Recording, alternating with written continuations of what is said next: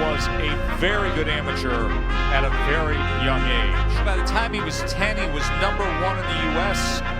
His amateur mark was 221 and 9. Congratulations, Julian. Great win tonight. I know every time you fight, you want to see improvement and improvement in yourself. I think you showed that tonight. How would you evaluate your performance?